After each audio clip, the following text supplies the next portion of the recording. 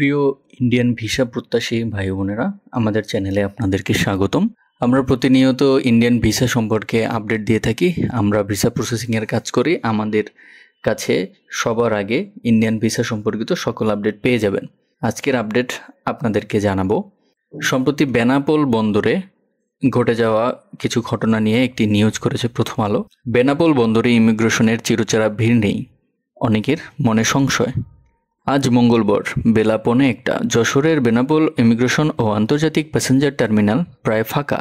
যাত্রীদের চিরচেনা উপচে পড়া ভিড় নেই। ইমিগ্রেশনে অধিকাংশ কাউন্টারের কর্মকর্তারা যারা আছেন তারা হাত গুটিয়ে বসে আছেন।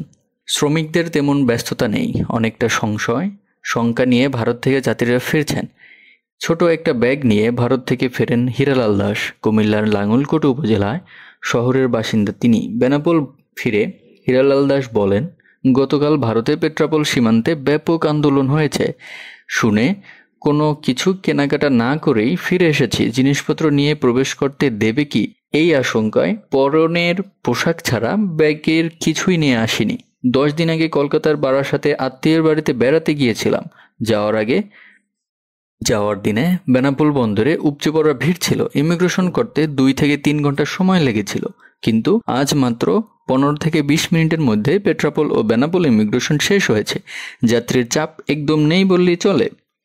সদলবল ভারত থেকে বেড়াতে এসেছিলেন পশ্চিমবঙ্গের বনগাঁ ঢাকাপাড়া বাসিন্দা বুদ্ধদেব বাগচি। তারা আজ বেনাপোল দিয়ে ভারতে ফিরে যাচ্ছেন। বুদ্ধদেব বাগচি বলেন, কয়েকদিন আগে বাংলাদেশের আত্মীয় বাড়িতে বেড়াতে এসেছিলাম, তখন বন্দরে খুব ভিড় ছিল। আজ অনেক ফাঁকা দেখছি। কেন এত ফাঁকা বুঝতে পারছি না। বেনাপোল বন্দরে লোকজনের সঙ্গে কথা বলে জানা যায়, গতকাল সোমবার ভারতের পশ্চিমবঙ্গের পেট্রাপোল সীমান্তে দেশটির কেন্দ্রে ক্ষমতাসীন ভারতীয় জনতা পার্টি বিজেপি অবরোধ ও কর্মসূচি পালন করে।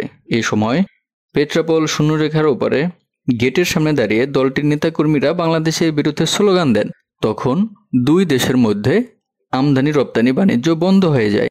যাত্রী গমনাগমন বন্ধ ছিল। 1 ঘন্টা পর তারা বিক্ষোভ শেষ করলে আবার আমদানি ও রপ্তানি গমনাগমন শুরু হয়।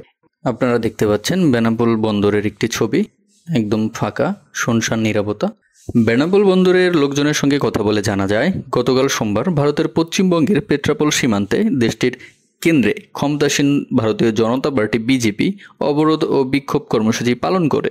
এই সময় পেট্রাপোল শূন্যরেখার ওপরে গেটের সামনে দাঁড়িয়ে দলটির নেতাকর্মীরা বাংলাদেশের বিরুদ্ধে স্লোগান দেন।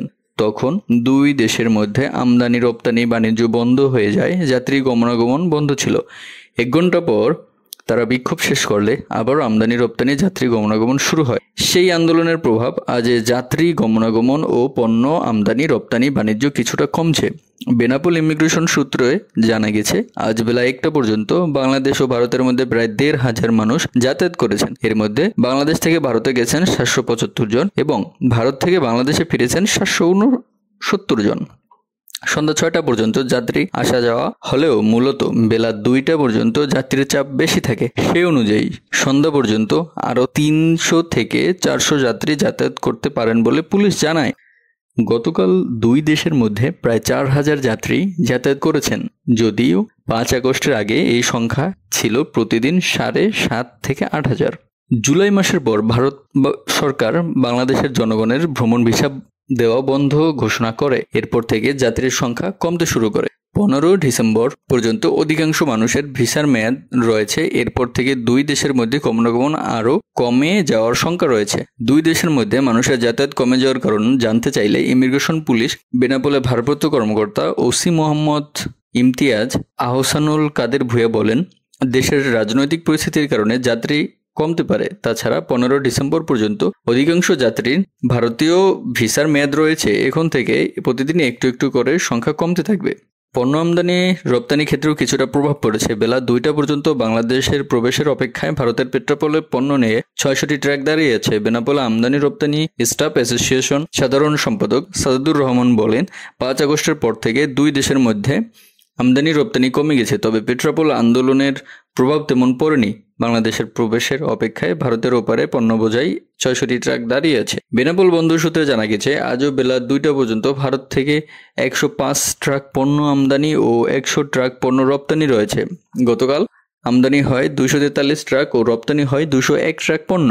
বেনাপোল স্থলবন্দরের উপপরিচালক ট্রাফিক্স রাশেদুল সজীব নজির বলেন, দুপুর থেকে রাত 8টা পর্যন্ত আমদানি রপ্তানি পণ্যের ট্রাক বেশি যাতায়াত করে। দুপুর পর্যন্ত চিত্র দেখেই এই চিত্র বোঝা যাবে না। আমাদের আমদানি রপ্তানিতে তেমন পড়েনি বলে মনে হচ্ছে।